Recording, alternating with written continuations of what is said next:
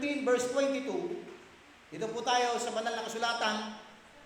And Samuel said, hath the Lord as great delight in burnt offerings and sacrifices as in obeying the voice of the Lord? Behold, to obey is better than sacrifice, and to hearken than the fat of rams. Sabi ni Samuel, to obey is better than sacrifice. Acts chapter 5, verse 29. Then Peter and the other apostles answered and said, we ought to obey God rather than men. Let's pray. Dakilang Diyos na makapangyarihan po sa lahat, salamat po Panginoon sa oras pong ito. Hinihiling ko dakilang Diyos na patuloy kayong kumilos, ang inyong salita ang maging makapangyarihan sa bawat isa. Salamat po sa inyong kabutihan, Panginoon. I-bless you po ang mensahe ngayong hapong ito sa pangalan po ni Jesus. Amen at amen. You may be seated. So, ayan, medyo pampawala ng antok, ano? Okay. So, a challenge for a complete obedience. Alam niyo mga minamahal, kung ating aaralin po ang Biblia pagdating po bilang mananampalataya, I'm talking about sa mga saved na po God wants total obedience. Ang nais ng Panginoon, tayo po ay talagang as in, totally sumunod sa kalooban ng ating Panginoon. Kaya ito po yung challenge ngayong hapong ito . A challenge for a complete obedience to the Lord. Now, sabi sa Romans 16:19, for your obedience is come abroad unto all men. So yung pagsunod natin sa Panginoon, ito po yung magsisilbing patotoo sa iba. Ito yung magsisilbing inspirasyon sa ibang mga kapatiran, sa iba't ibang mga local churches. Sabi ni Paul, for your obedience is come abroad unto all men, and I'm glad therefore on your behalf.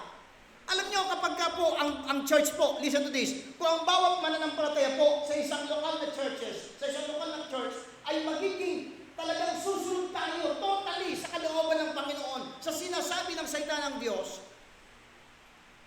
I do believe yung lingkod ng Diyos dito na nagmi-minister sa inyo ay matutuwa .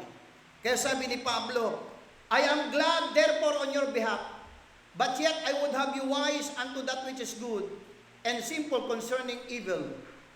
Tingnan po si Kristo. Sabi ng Hebrews chapter 5, verse number 8, though he were a son, yet, sabi ng Bible, learn he obedience by the things which he suffered.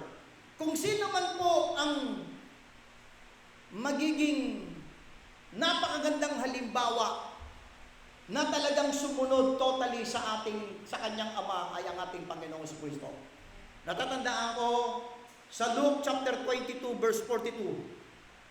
Saying, sabi niya, Father, if thou be willing, remove this cup from me, nevertheless, not my will, but thine be done. Ang ating Panginoon ay nagpasakop po, sumunod po. Sabi niya, hindi ang kalooban ko, kundi ang kalooban mo. Not my will, but thine be done.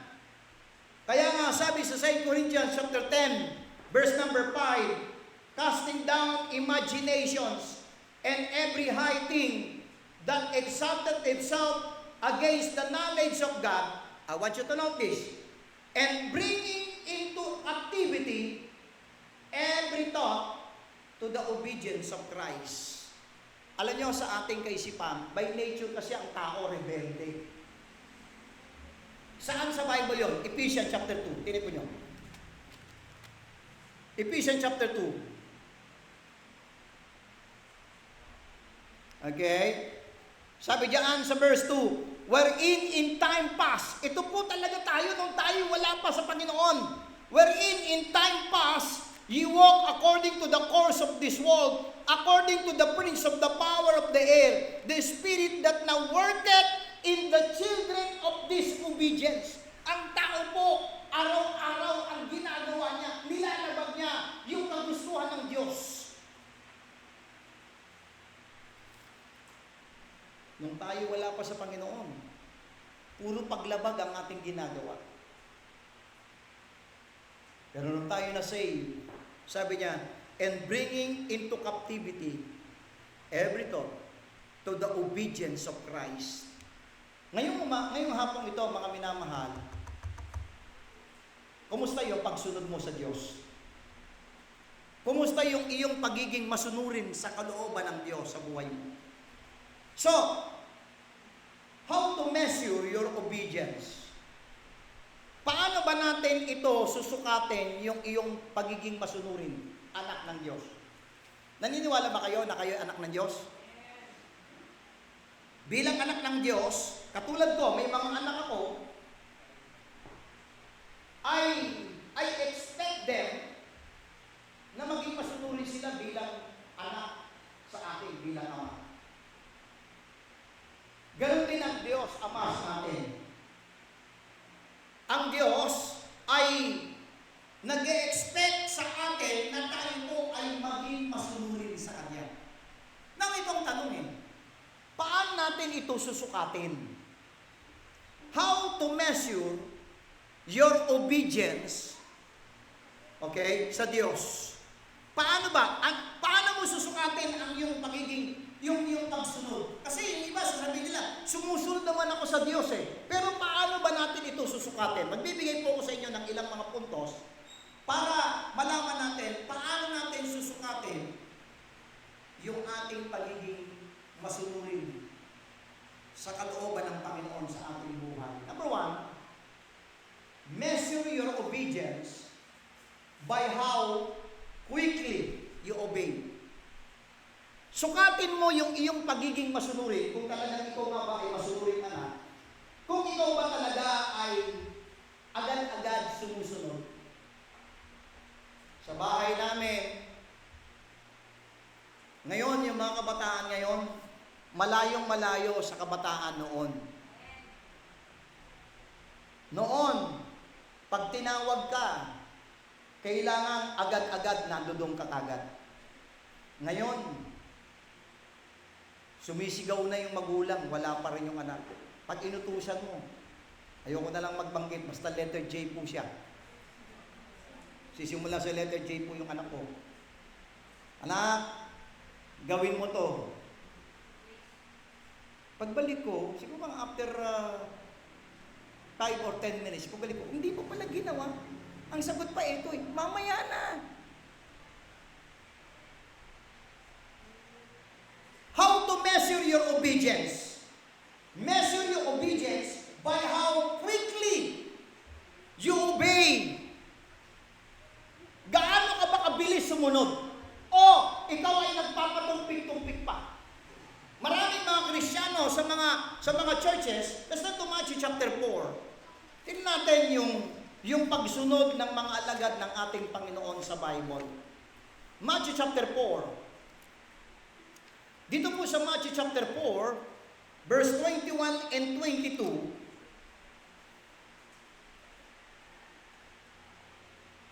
Matthew chapter 4, verse 21, and going on from thence, he saw other two brethren, James the son of Zebedee, and John his brother, in a ship with Zebedee their father, mending their nets, and he called them.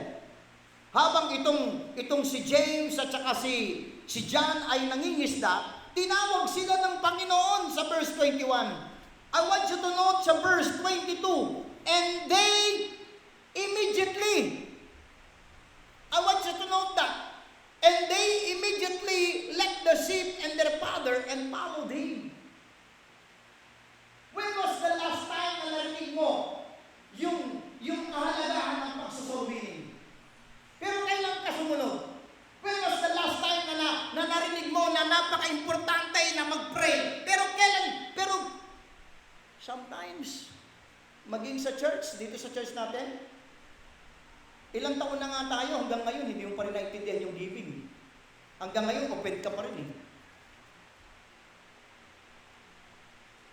Amen? Paano mong susukatin yung iyong pagiging masunuring anak? Sukatin mo by how quickly you obey.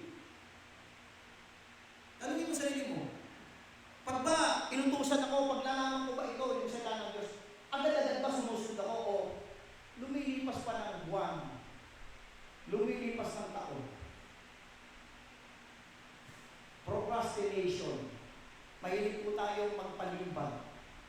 Saka na lang. Saka na lang. Pero nakakatuwang makita sa Biblia na may mga tao nung tinawag sila ng Panginoon, nang sabi sa verse 22, and they immediately. Kailan yung huling pagkakataon na kinumbik ka ng Holy Spirit doon sa bagay na ipinapagawa niya? Pero hanggang ngayon, hindi pa rin ginagawa. Sana magkaroon tayo ng kaisipan na kapag tayo po ay susunod sa Diyos, alisin natin yung word na but at saka if. Susunod ako, Panginoon, pero, alisin natin muna pero. Susunod ako, Panginoon, kaya lang. Alisin natin yun. Ganito, Lord, susunod ako, no matter what. Amen? Susunod ako. I am more than willing na sumunod sa iyo, Panginoon. Ano man ang maging cost ito. Ang problema, kaya nga, paano mo susukatin yung pagiging masunurin mo sa Diyos? By how quickly you obey. Kapag ka ba narinig mo yung instruction ng Diyos, nagpapatumpik-tumpik ka pa rin ba? O agad-agad ginagawa mo na? O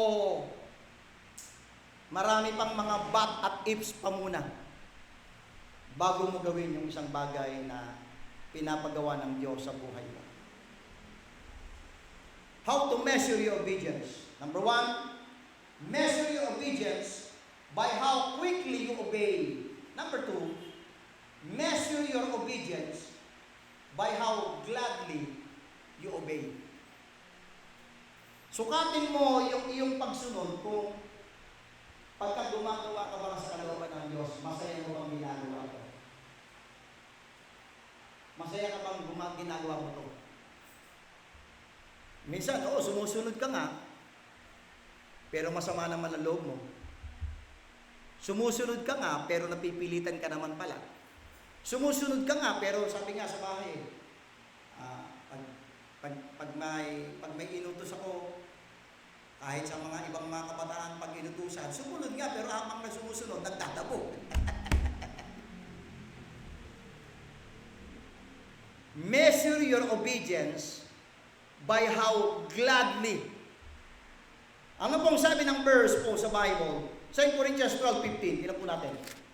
Sa 2 Corinthians chapter 12, verse number 15. Ang sabi po sa 2 Corinthians chapter 12 and verse number 15, I will very gladly spend and be spent for you, though the more abundantly I love you and the less I be loved. Masaya ba tayong nag-church?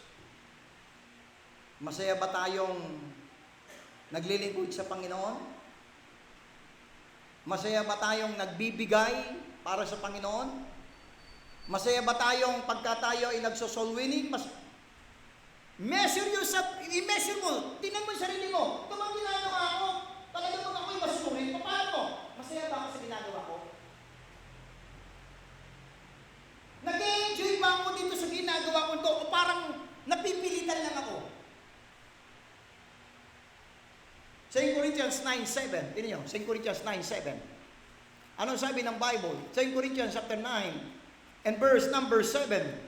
Says in verse number 7, every man according as he purposeth in his heart, so let him give, not grudgingly or of necessity, for God loveth a cheerful giver. Iniibig ng Diyos ang isang Kristiyanong matuwa, masayang nagbibigay.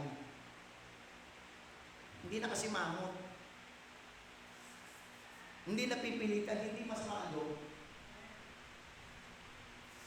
Okay? Acts chapter 16. Acts 16. Tingnan po nyo. Sabi po natin yung mga references na nakalagay po dyan sa ating PowerPoint, sa ating outline. Acts chapter 16, verse 22. Acts 16, verse 22. Dito, hinuli po sila Pablo eh. Paul and Silas. Hinuli po sila sa pangangaral. Verse 22. And the multitude rose up together against them. And the magistrates rent off their clothes and commanded to beat them. Hinampas sila, pinalo sila. And when they had laid many stripes, so ibig sabihin, hinampas po sila eh. Upon them, they cast them into prison, charging the jailer to keep them safely. Hinampas na nga, pinalo na nga, pinarsikot na, kinulong pa sila. Tingnan niyo sa verse 25. And at midnight, Paul and Silas prayed and sang praises unto God, and the prisoners heard them.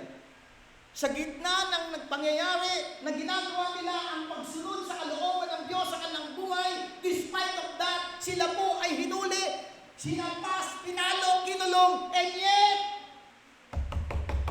nagawa pa nilang magpuri. Ibig sabihin, yung ginagawa nila na pagsunod sa kalooban ng Diyos sa kanilang buhay, masaya nilang ginagawa ito.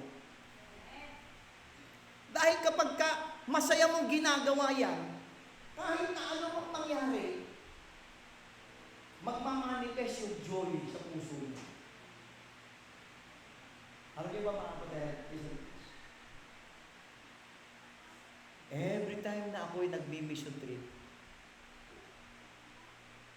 pagkatapos ko magturo, at pauwi kami ni Mrs., ang saya ng puso ko. Ang saya ng puso ko na sabi ko, Lord, thank you. Na kahit ganito lang kami na mag-asawa, salamat, ginagamit nyo pa rin kami. How to measure your obedience? Measure your obedience by how gladly you obey. Tingnan mo sarili mo, kung talaga bang ikaw nasunurin, masaya mo bang ginagawa yun habang sinusunod ka? Habang ginagawa mo yung kalooban ng Diyos, o napipilitan ka lang? Yung bang ginagawa mo, nagdi-delay ka ba, o agad-agad ginagawa mo? Let's go to number 2. Measure your obedience by how faithfully you obey. Sukatin mo yung iyong sarili. Yan bang ginagawa mo na yan, ginagawa mo lang dahil may nakakakita sa'yo? Pakitang tao. Mga kapatid, Matthew chapter 25. Kayo po na yan. Matthew chapter 25. Usap natin mga Bible. Matthew chapter 25. Sabi sa Matthew chapter 25, verse 21, His Lord said unto him, Well done, thou good and faithful servant. Thou hast been faithful over a few things. I will make thee ruler over many things. Enter thou into the joy of thy Lord. Dahil naging tapat siya doon sa mga maliliit na bagay. So, sukatin mo sarili mo. Minsan, mga kapatid, nag-expect tayo ng mas malaking bagay. Pero ang tanong, naging faithful ka ba sa maliit na bagay?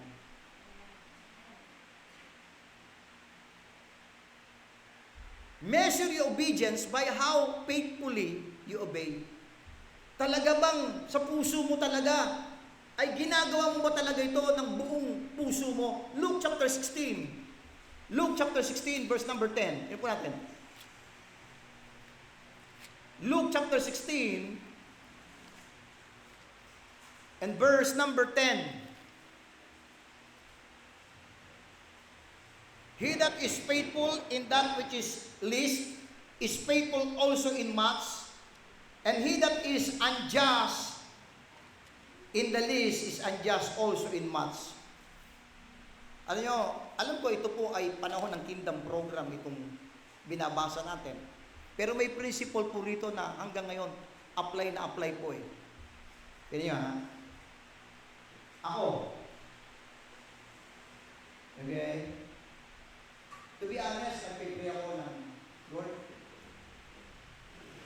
bibigyan niyo po ako ng panibagong sasakyan. I am praying for that. Kaya, diyan pa lang sa kalagayan mo, makatagpuan ka ng Panginoon at faithful. Yung kaibigan ko po, diyan sa Caloocan, isang men po namin doon, na lagi ang sagot niya sa akin, nung nagsimulang in-introduce ko na sa kanilang giving, sabi niya, sayang kung mayaman lang kami. Sa Bible po, tingnan po niyo, 2 Corinthians, tingnan po niyo. Sa Bible, hindi po ganun ang katwiran ng Bible. Tingnan po, 2 Corinthians chapter 8. 2 Corinthians chapter 8. Asan niyo? 12. Yes. Tingnan niyo, 2 Corinthians 8:12. Tingnan niyo po, buksan niyo po yung mga Bible niyo. For if there prefers a willing mind, it is accepted. I want you to know, Lord, it is accepted according to that a man hath, and not according to that he hath not. Kaya sa Bible, kung sabihin, it is accepted according to that a man hath, not according to that he hath not.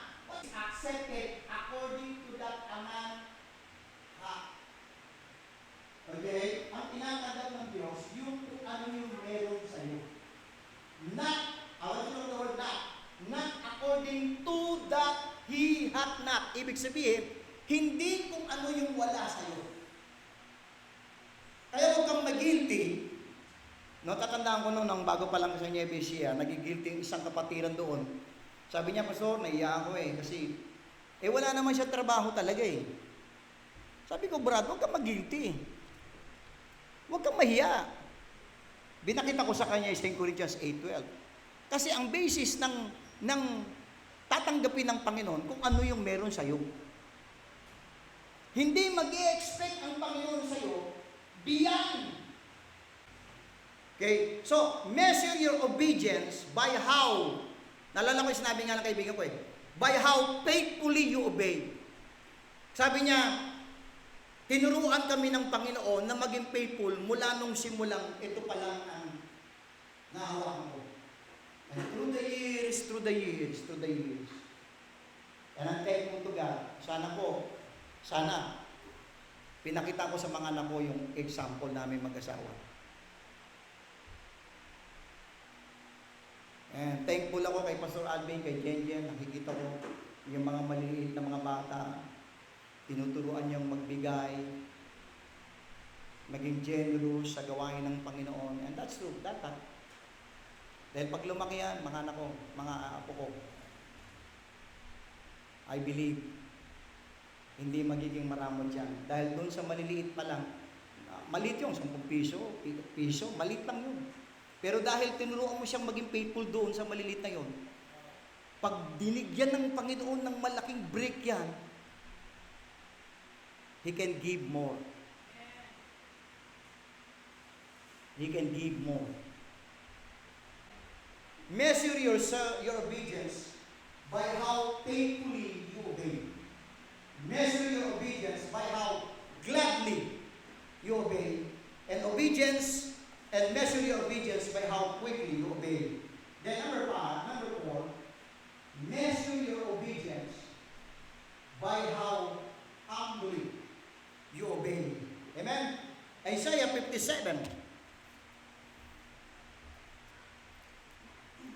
What is your purpose? Isaiah 57 verse 15. Ang sabi sa Isaiah chapter 57 and verse number 15. Ano yung hinahanap ng Diyos na susunod sa Kanya? Verse 15. For thus saith the high and lofty one that inhabiteth eternity, whose name is holy, and I dwell in the high and holy place, with him also that is of contrite and a humble spirit. May mga taong Sumusunod sila sa Panginoon. Pero akala mo kung sino sila? Yabang, mapagmataas. Sukatin mo yung ginagawa mong pagsunod kung ito ba ay ginagawa mo na meron kang kaisipan sa sarili mo, Lord, I'm just your simple servant. Ako isang alipin mo, isang tagasunod mo. Then, Matthew chapter 23 verse 12. Matthew chapter 23 and verse number 12. Ang sabi sa Matthew 23, verse number 12,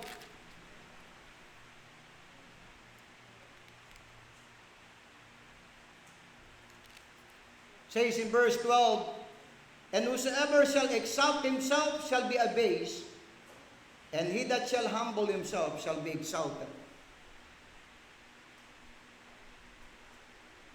Yung bang pagsunod mo ay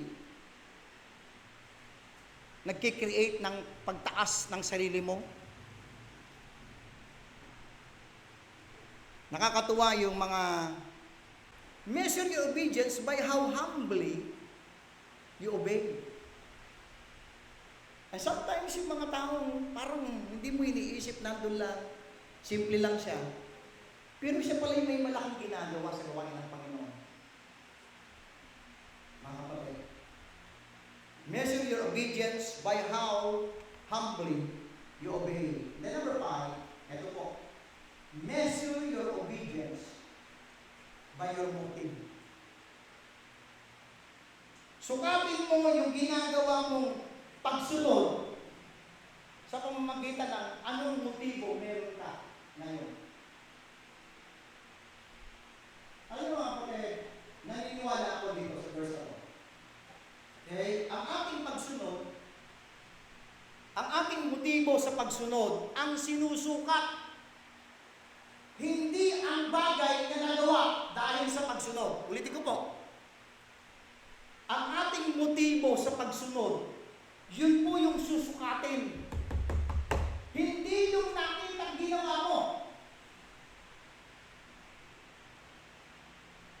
Ephesians chapter 6, verse number 6. Ganyan. Ephesians chapter 6, verse number 6.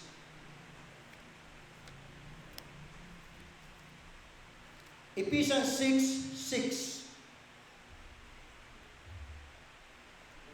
Not with eye service as men pleasers, but as the servant. Nililipad po yung page eh. But as the servants of Christ, doing the will of God from the heart. O, makinig mga people, mga men. Anong motibo mo?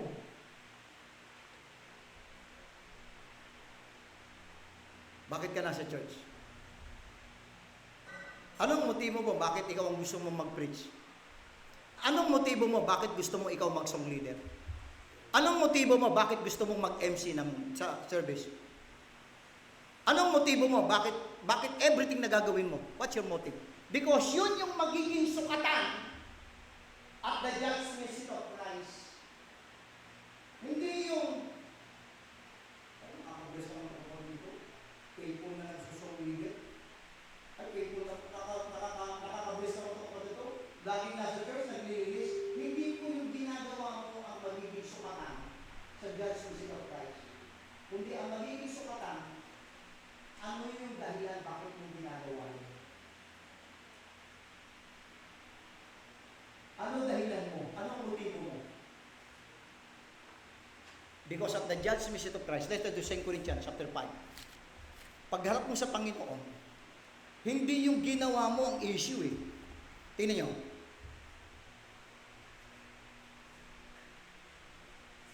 Verse 1 Corinthians 3. 1 Corinthians 3. Tingnan nyo. Sa judgment seat of Christ po ito. 1 Corinthians chapter 3. Verse 13. Tingnan po nyo. Pagdating sa judgment seat of Christ, ito mangyari. every man's work shall be made manifest. For the day shall declare it, because it shall be revealed by fire. Watch. And the fire shall try every man's work of what sort it is. So lahat ng ginawa mo, magpamanifest.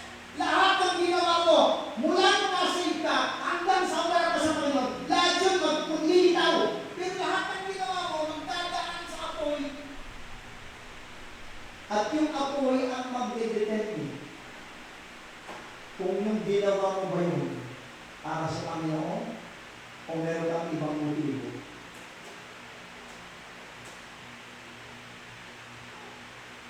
Ako, nagpapasalamat ako sa Panginoon. Nung tinatawag na ako ng Panginoon na maging evangelist. I thank God na hindi ako nagkamali na kausapin ko yung son-in-law ko.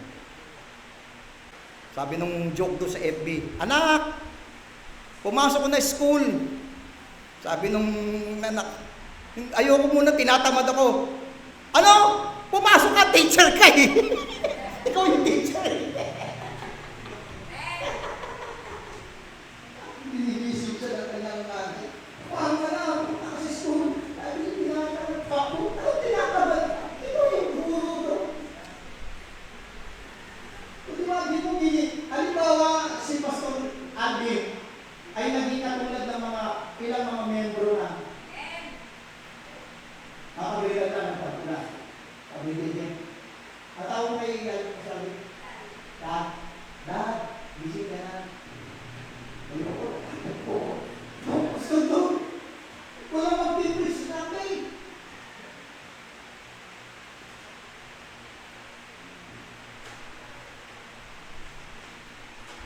Measure your obedience by your motive. Sukatin mo yung ginagawa mong pagsunod sa pamagitan ng motive mo. At doon mo masusukat kung sumusunod ka na. Sukatin mo yung pagsunod by how quickly you obey. Talaga bang pag narinig mo, naunawaan mo, susunod ka ba o nagdidelay ka muna? Measure your obedience by how gladly you obey. Kapag ka ginagawa mo ba yan, masaya ka ba ginagawa yan? Measure your obedience by how faithfully. Ginagawa mo ba yan kahit walang nakakakita? Kahit na hindi ina-appreciate? Parang isa sa mga anak ko, hindi nyo ina-appreciate. Letter J, yung sisimula si J yun. Okay? Ha? By how faithfully you obey. Number 4, measure your obedience by how humbly. Measure your obedience by your motive. And last, ito last talaga to. Alam beses ko narinig ka ng bagay last eh.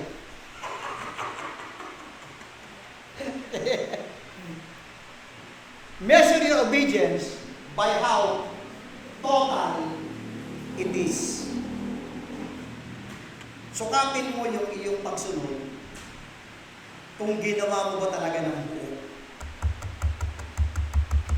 Minsan,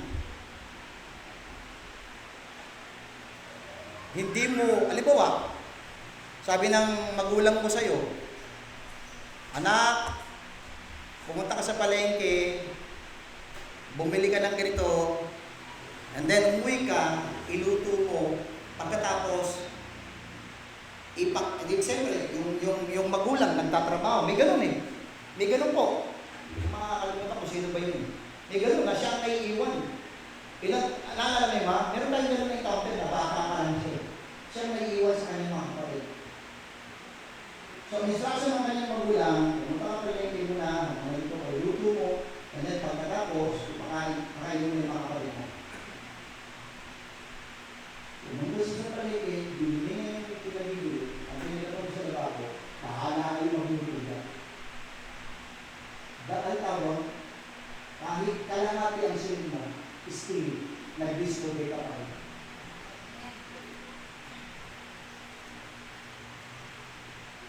Madalas sinasabi ko sa mga anak ko, pag inutusan namin kayo, ibigay nyo yung best. Kompletuhin nyo. Di ba? Yan yung nagiging problema sa bahay namin eh. Sumunod nga sila, pero kalahati. Measure your obedience by how total it is. Kapag meron kang sinimulan, tapusin mo. Dahil yung unfinished business is still disobedience. Hindi ka talaga din sumunod talaga sa Panginoon. 1 Timothy chapter 4. 2 Timothy chapter 4. 2 Timothy chapter 4 and verse number 7. Kaya nga sa ating Bible Institute, inuulit-ulit ko kasi may mga nag-enroll na hindi mga pastors, preachers. Hindi talaga natin pag-graduate niya, may pasok-abi yung mga nag-enroll sa Bible Institute natin. Kung wala silang ministry sa church nila. Ayaw kong pirmahan yung kanilang diploma at kami ang pangalan ko doon at i-display nila sa kanilang sala, sigurado yun, at ipagmamalaki nila, nag-graduate sila ng Study Thy Word Bible Institute, at pag may nagtanong, anong ginagawa mo? Wala. Ayaw ko, nakakaya yun.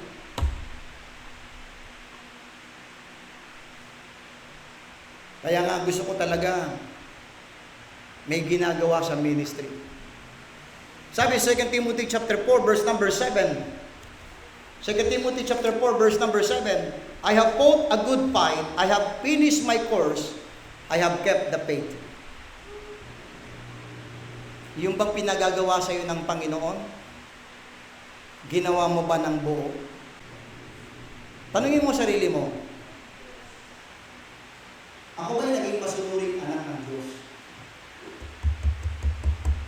Ako ba talaga'y naging sumunod talaga sa kalooban ng Diyos?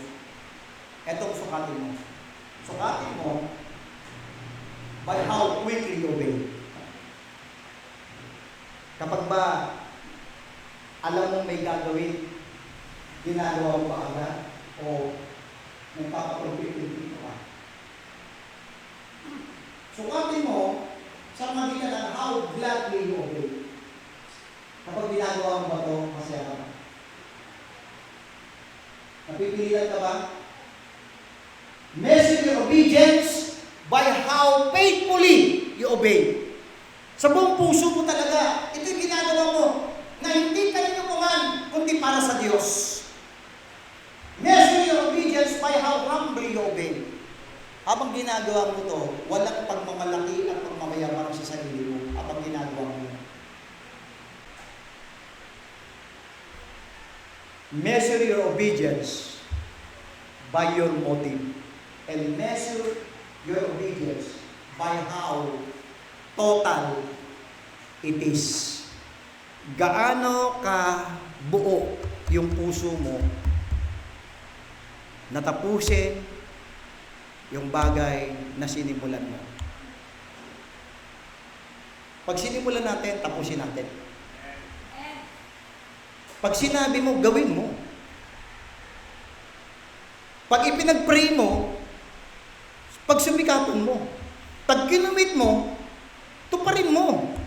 Measure your obedience by how total it is. Talagang pag sumunod ka sa Panginoon, sumunod ka na ng buo at tapusin mo hanggang sa pagbabalik ng ating Panginoon. Ako, ang commitment ko sa Panginoon, I will obey hanggang sa dulo ng buhay ko or hanggang sa pagbabalik ni Kristo. And that's my commitment to my God. Let's pray. Dakilang Diyos na makapangyarihan po sa lahat. Maraming pong salamat, Panginoon. I pray, Lord, na gabayan niyo po ang bawat isa po sa amin, Panginoon. Sa aming puso, Panginoon, ay i-search namin ang aming puso. Kami po ba talaga ay masunurin sa inyo? Tulungan niyo po ang inyong mga anak. Sa pangalan ni Jesus, Amen.